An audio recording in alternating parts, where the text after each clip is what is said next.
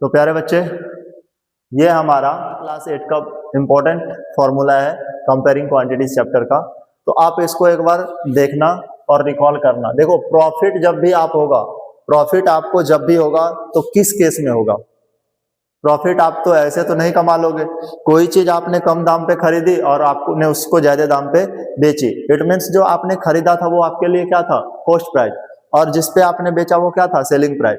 तो जब आपका सेलिंग प्राइस ज्यादा होगा किससे? कॉस्ट प्राइस से, उस केस में आपको क्या होगा? प्रॉफिट होगा। तो सेलिंग प्राइस में से आप कॉस्ट प्राइस को माइनस करोगे, ये एसपी सेलिंग प्राइस हो गया, SP stand for selling price. इसमें से आप कॉस्ट प्राइस को माइनस करोगे तो आपका क्या निकल के आएगा? प्रॉफिट। लॉस कब होगा आपको? जब यही उल्टा हो जाएगा, मतलब आपने कोई चीज खरीदी ज्यादा में और बेची कम में, खरीदी ज्यादा में बेचे कम में। इट मीन्स कि जब आपका ये सीपी ग्रेटर देन हो गया एसपी, इट मीन्स कि सेलिंग प्राइस आपका जो कॉस्ट प्राइस है वो सेलिंग प्राइस से क्या हो? ज्यादा हो। तो यहाँ पे आप कहोगे कि सर सीपी में से जब हम CP it means cost price में से जब हम सेलिंग प्राइस को माइनस करने जाएंगे तो हमारा निकल के क्या आएगा? लॉस आएगा। अब आपको दिया गया है कि प्रॉफिट परसेंट आप कैसे फाइंड करोगे। यहाँ पे तो आपने प्रॉफिट फाइंड कर लिया, यहाँ पे आपने लॉस फाइंड कर लिया, तो अब प्रॉफिट परसेंट भी तो फाइंड करो। कितने परसेंट का आपको प्रॉफिट हुआ है, कितने परसेंट का लॉस हुआ है। तो भाई जब हम परसेंट फाइंड कर रहे होते तो परसेंटेज फाइंड करने के लिए हमने सीखा था कि उसको 100% से तो मल्टीप्लाई करेंगे। सर तो निकलेगा कैसे? भाई आपने यहाँ देखो प्रोडक्ट कितने की थी, तो आप कॉस्ट प्राइस पे देखोगे या सेलिंग प्राइस पे? हमेशा भाई ओरिजिनल कॉस्ट को देखना कि प्रोडक्ट का ओरिजिनल कॉस्ट क्या था, वही उसका ओरिजिनल कॉस्ट। इट मीन्स आपने कितने में बनाया, एक प्रोडक्ट की यूनिट वैल्यू क्या हो रही है। इट मीन्स यूनिट वैल्यू किसी भी प्रोडक्ट की कितनी हो रही है, एक प्रोडक्ट की वैल्यू कितनी हो रही है, तो वो कॉस्ट प्राइस पे जाती है। किस पे? ओरिजिनल प्राइस ही कॉस्ट प्राइस होता है। तो आपने देखना है हमेशा टोटल नंबर में से आपने कितना नंबर लाया। तो हमने यहाँ पे क्या देखा कि प्रॉफिट हमें हो रहा है, तब तो प्रॉफिट परसेंट निकालेंगे। तो सर हमने कितने का प्रॉफिट किया? तो जितना भी प्रॉफिट आया है, सपोज आपने कोई वस्तु 80 में खरीदा और 100 में बेच दिया, 80 में खरीदा और 100 में बेच दिया, तो आपको प्रॉफिट कितने का हुआ? खरीदा 80 में, बेचा 100 में, इट मीन 20 रुपीज का प्रॉफिट। तो आपका ये प्रॉफिट यहाँ आ गया। सर वस्तु कितने की थी? 80 की। 80 क्या था? Cost price. तो आप कॉस्ट प्राइस को नीचे रखो, और सर परसेंट में बदलना है तो परसेंट में बदलने के लिए इसको कितने परसेंट से मल्टीप्लाई करना होता है? हम कहेंगे 100% से। अब तो आपको लॉस परसेंट का भी कॉन्सेप्ट आ गया होगा। अगर आपको लॉस परसेंट दिया है तो लॉस कब होगा?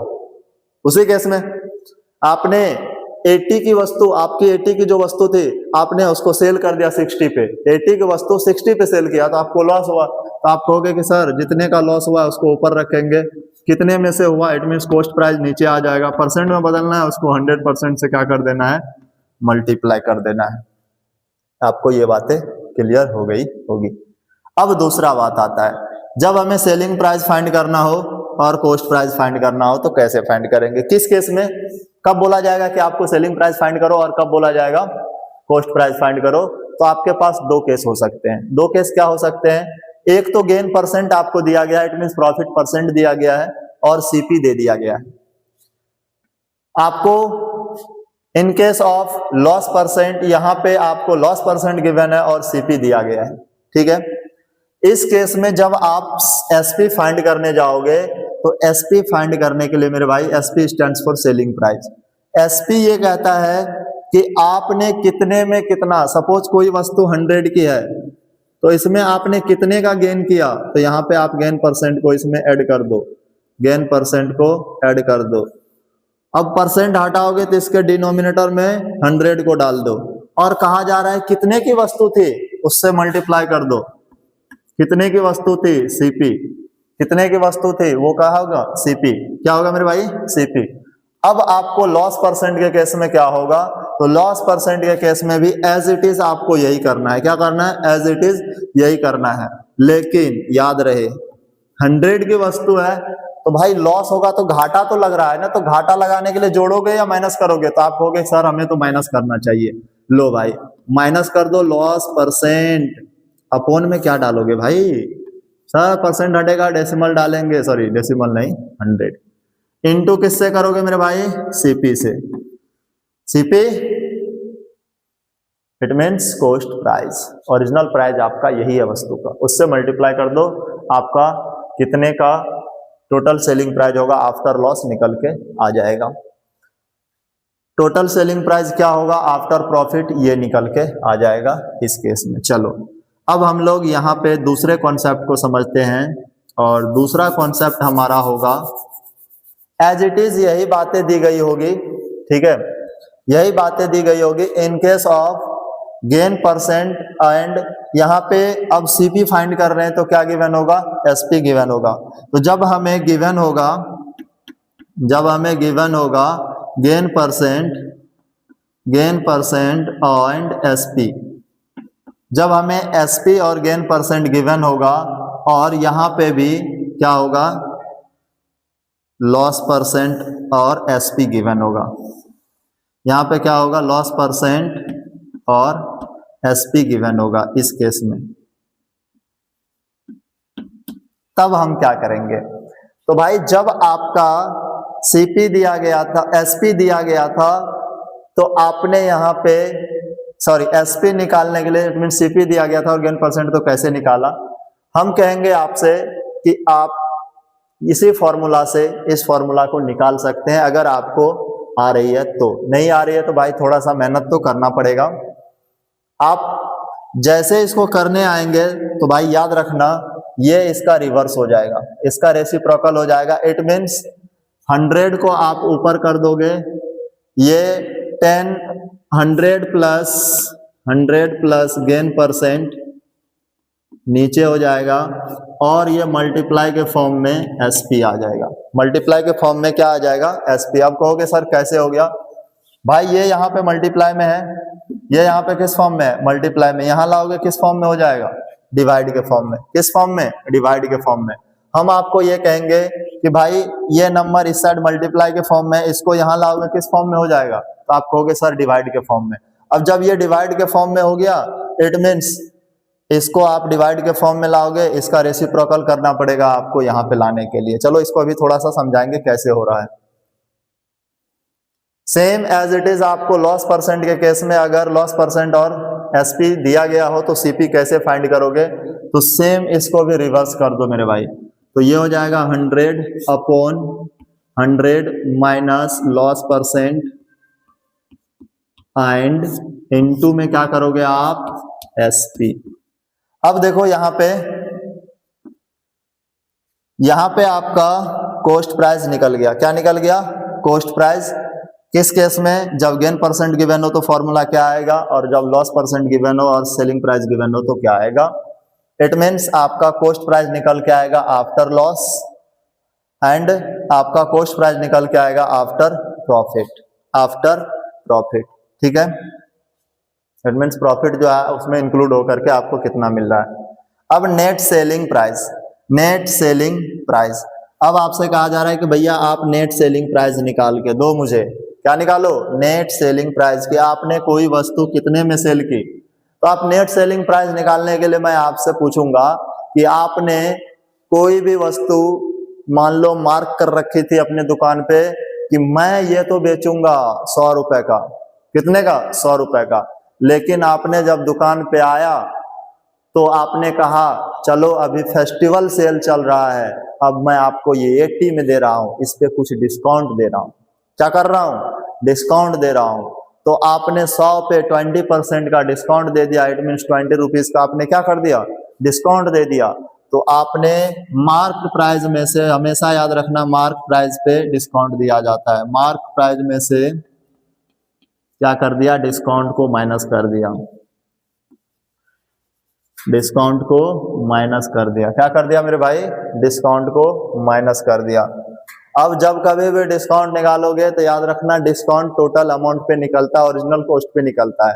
सपोज कोई वस्तु 400 की है, उस पर 20% डिस्काउंट दिया जा रहा है, तो 400 का आप 20% निकाल लोगे, जो भी आपको आंसर आएगा वही होगा। 80 रुपीज है इसका आंसर। 400 का आप 20% यहाँ पे करके देख सकते हो।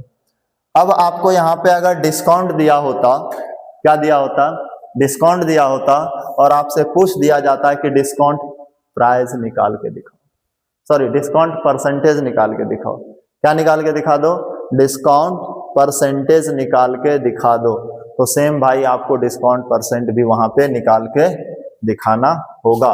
तो आप डिस्काउंट परसेंट जब निकालने जाएंगे तो डिस्काउंट आपने दिया, किस पे दिया, इट मीन्स मार्क प्राइस पे आप डिस्काउंट दे रहे हो, तो कितने का डिस्काउंट गया, अपॉन में मार्क प्राइस और उसको मल्टीप्लाई कर दोगे 100% से, तो डिस्काउंट परसेंट निकल के आ जाएगा। चलो अब आता है नेट सेलिंग प्राइस, कब, जब डिस्काउंट परसेंट गिवन हो। नेट सेलिंग प्राइस जब डिस्काउंट परसेंट गिवन हो, भाई यहाँ पे सेलिंग प्राइस निकाल रहे थे जब हमें क्या था, गेन परसेंट गिवन, यहाँ पे हमें डिस्काउंट परसेंट गिवन है और मार्क प्राइस गिवन है, और क्या गिवन होगा, मार्क प्राइस, और यहाँ पे लिख दो and mark price, and MP डाल देते हैं मार्क प्राइस। तो आप क्या करोगे, आप ढूंढोगे कि सर कोई वस्तु कितने की थी, 100 की, उसमें कितना डिस्काउंट मिला, डिस्काउंट परसेंट, इसको आप यही कहोगे कि कितने का इस पे डिस्काउंट परसेंट मिला। चलो इसको हम नीचे लिखते हैं, कोई वस्तु यहाँ पे 100 की थी, आपने इसमें से डिस्काउंट परसेंट कितने का दिया, ठीक है, अपॉन में क्या रखोगे, परसेंट हटेगा तो 100 आ जाएगा, और इसको आप मल्टीप्लाई कर दोगे किससे, मार्क प्राइस से, एमपी लिख रहे हैं इसको। तो ये आपका क्या निकल के आ जाएगा, net selling price after discount, मतलब आफ्टर डिस्काउंट ने आपने जो वस्तु बेची कितने के बेचे हो। चलो भाई सिंपल इंटरेस्ट का भी है, सिंपल इंटरेस्ट कैसे निकालोगे, सिंपल इंटरेस्ट का फॉर्मूला होता है वेरी सिंपल। सिंपल इंटरेस्ट जब भी निकालने के लिए बोला जाएगा आपको 3-4 चीजें हमेशा ध्यान में रखना। आपको प्रिंसिपल दी होगी, इट मीन्स आपका टोटल अमाउंट, आपने कितना अमाउंट कहीं पे जमा किया या किसी को लोन दिया। दूसरा, आपने समय बताया होगा कि आपको मैं इतने दिनों के लिए दे रहा हूं, इसके बाद इतने समय में आपको जो इंटरेस्ट रेट रहेगा ये रहेगा। तो आप 3 बातें वहां पे ध्यान देंगे, पैसा देंगे, टोटल अमाउंट, वो प्रिंसिपल। एक तो समय देंगे, समय आपका टाइम हो जाएगा, और आप उसको इंटरेस्ट देंगे कि मैं आपको ब्याज पे दे रहा हूं तो इंटरेस्ट ये होगा। तो इसके लिए आप लिखोगे principal into rate into time. ये भाई स्कूल वाला प्रिंसिपल नहीं है और ये सिद्धांत वाला प्रिंसिपल नहीं है, ये प्रिंसिपल का मतलब हमारा जो अपना धन है, ठीक है, हमारा जो अपना पूंजी है, अपॉन में 100 आ गया, और यही फॉर्मूला आपका सिंपल इंटरेस्ट निकालने का है। और इसी में एक बात याद रखना, जब आपसे पूछा जाए अमाउंट निकालो, तो अमाउंट निकालने के लिए भाई, अमाउंट निकालने के लिए आप क्या करते हो, प्रिंसिपल अमाउंट में जोड़ देते हो किसको, सिंपल इंटरेस्ट को, इसी एसआई को जोड़ देते हो। अब आ रहा है कंपाउंड इंटरेस्ट निकालो, और कंपाउंड इंटरेस्ट में आपको मैंने यहाँ पे 2 चीज लिख रखी है। एक तो जब हम एनुअली कंपाउंड करेंगे, एनुअली इंटरेस्ट निकालेंगे, तो एनुअली निकालने के लिए आप कैसे करोगे भाई, कराए कि एनुअली इट मीन्स पूरे साल भर का। तो जब साल भर का दिया गया तो बड़े ही मजे मस्ती से आराम से क्या करोगे कि आप कहोगे कि हमें सीआई निकालना है, तो सीआई निकालने के लिए आप यहाँ पे आपने एसआई निकाला,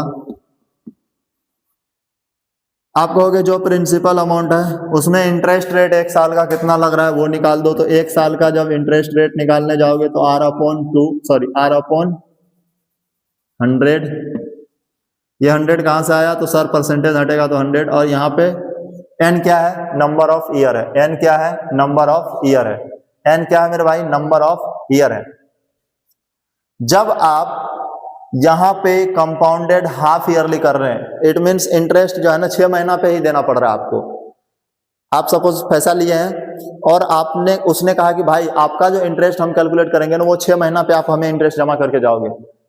6 महीना हुआ, लो भाई ये इंटरेस्ट, फिर अगला 6 महीना के बाद, फिर अगला 6 महीना के बाद, भले ही आपको 3 साल के लिए क्यों ना मिला हो, लेकिन ये इंटरेस्ट जो आपसे लेगा ना 6-6 महीना पे ही, ठीक है। तो इसका जब हम भी सीआई निकालने जाते हैं तो इसका सीआई का फॉर्मूला हो जाएगा प्रिंसिपल इंटू 1 प्लस आर। अब देखो मेरे भाई यहाँ पे ना, अब रेट, इंटरेस्ट ऑफ रेट क्या हो गया, आधा, इंटरेस्ट ऑफ रेट क्या हो गया, आधा। तो इसको पूरा साल बनाने के लिए, पूरा साल बनाने के लिए नीचे ये 2 से क्या हो जाएगा, 200 हो जाएगा, इंटरेस्ट रेट क्या हो जाएगा, डबल हो जाएगा। इंटरेस्ट रेट जब डबल हो जाएगा, यहाँ पे जो एन था ये भी क्या हो जाएगा, डबल हो जाएगा। कहोगे सर ये एन को आपने डबल क्यों किया, भाई ये एन अभी क्या था, हाफ ईयरली के लिए था, मतलब 6 महीने के लिए, तो इसको पूरे साल में बदलने के लिए 2 से तो मल्टीप्लाई करोगे, अभी तो ये 1/2 था ना, ये 1/2 ही तो था यहाँ पे n, क्योंकि हमने तो इसको आधा कर दिया था ना, यहाँ पे भी तो इसको कर दिया। तो जब आप इसको ऐसे करोगे तो ये क्या हो जाएगा 2 × 1, इट मीन्स 1 ईयर के लिए। जब आप इसको आप मल्टीप्लाई करोगे 2 से तो ये 2 × 1 = 2, इट मीन्स 1 ईयर का अब निकल के ये आ रहा है। तो भाई जब आपको पूरे साल भर का दिया जाए तो आप इस तरह से निकालेंगे, जब आपको हाफ ईयरली दिया जाए तो आप इस फॉर्मूला पे वैल्यू पुट करके निकालेंगे। अब हम लोग क्वेश्चन को भी देख रहे हैं, इस फॉर्मूले को आप लोग अच्छे से याद करना। बाकी और कुछ चैप्टर हैं जिसके हम लोग फॉर्मूले को डिस्कस करेंगे, तब तक के लिए आप इसको तैयार कीजिए। All the best. जय हिंद, जय भारत।